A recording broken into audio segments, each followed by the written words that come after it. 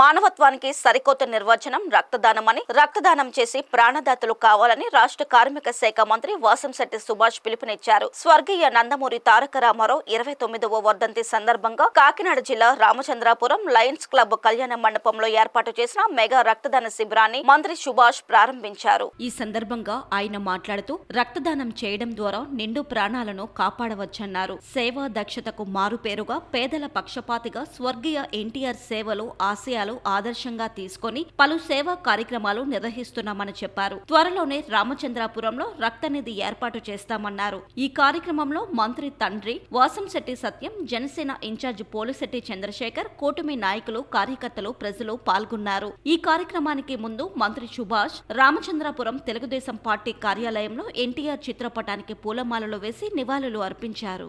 ఈరోజు స్వర్గీయ నందమూరి తారక రామారావు గారి 29వ వర్ధంతి సందర్భంగా ఈ రామచంద్రపురం నియోజకవర్గంలో ఎన్డీఏ కూటమి ఆధ్వర్యంలో మరి రక్తదాన శిబిరం అనేది ఏర్పాటు చేయడం జరిగింది. ముఖ్యంగా కేంద్రంలో డెసిషన్, ఆంధ్రాలో అడ్మినిస్ట్రేషన్ అన్నట్టు సాగేది కాంగ్రెస్ ప్రభుత్వ పాలన ఆ రోజుల్లో. మరి వాటిని అధిగమిస్తూ తెలుగు జాతి ఆత్మాభిమానం, ఆత్మ గౌరవం పెంచే విధంగా మరి తెలుగుదేశం పార్టీ అనేది స్థాపించి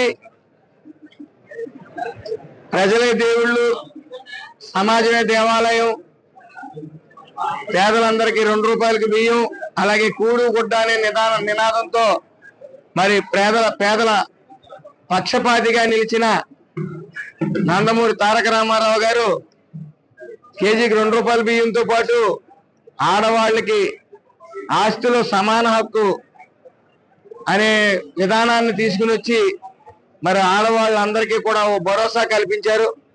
ఆస్తిలో సమభాగం అనే నినాదంతో. అలాగే ఈరోజు మరి ఆయన చేసిన సేవలను స్మరిస్తూ ఆయన మార్గంలోనే మనం ముందుకు సాగాలనే నినాదంతో కార్యకర్తలు అందరూ కూడా సేవా కార్యక్రమాల్లో పాల్పంచుకుంటా ఉన్నారు. మనం చూసాం, తెలుగుదేశం పార్టీ అంటేనే బీసీలు, బీసీలు అంటేనే తెలుగుదేశం పార్టీగా బీసీలందరికీ కూడా వెన్నెముకగా నిలిచారు.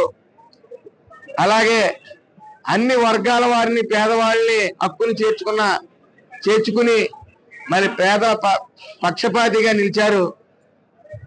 ఈరోజు ఒక 5 సంవత్సరాలు ఈ తెలుగుదేశం ప్రభుత్వం అధికారంలో లేకపోతే ఏం జరుగుతుంది అనేది గత 5 ఏళ్ల పాలనలో మనం చూసాం. మొత్తం ఆంధ్ర రాష్ట్ర ఆర్థిక మూలాలన్నీ కూడా కొట్టి మనం కుంటిపడినట్టు అయింది. ఆంధ్ర రాష్ట్ర ఆర్థిక అభివృద్ధి కుంటిపడిపోయింది. లక్షల కోట్లు అవినీతిమయం. మనం ఆంధ్ర రాష్ట్రం అప్పుల ఊబిలో చిక్కుకుని వెంటిలేటర్ మీద ఉన్న సమయంలో మరి ఈ తెలుగుదేశం ఎన్డీఏ కూటమి ప్రభుత్వం ఫామ్ చేసిన తర్వాత ఆ వెంటిలేటర్ నుంచి ఊపిరి పీల్చుకునేలా చేశారు. సుమారు 1,50,000 నుంచి 2 లక్షల కోట్ల రూపాయలు పెట్టుబడులు తీసుకురావడం కూడా జరిగింది. ఏదేమన్నప్పటికీ అతి తక్కువ సమయంలోనే ఏదైతే నారా చంద్రబాబు నాయుడు గారు 20 లక్షల ఉద్యోగాలు ఇస్తా అన్నారో అతి తక్కువ కాలంలోనే ఇంకో సంవత్సరం వ్యవధిలో 5 లక్షల ఉద్యోగాలు కూడా ఇవ్వడానికి అన్ని ఏర్పాట్లు చేయడం జరిగింది. ఏదేమన్నప్పటికీ ఈ తెలుగుదేశం పార్టీ పేదల పక్షపాతిగా నిలిచి మరి మన స్వర్గీయ నందమూరి తారక రామారావు గారు చూపించిన మార్గంలో, సేవా మార్గంలో మరి మేమందరం మసులుకుంటామని ఆయన స్మరించుకుంటూ ఈరోజు మరి బ్లడ్ బ్యాంక్ అనేది నిర్వహించడం జరిగింది. భారీగా కనీసం 100 మంది అన్నా సరే ఈరోజు బ్లడ్ ఇవ్వడానికి సిద్ధంగా ఉన్నారు.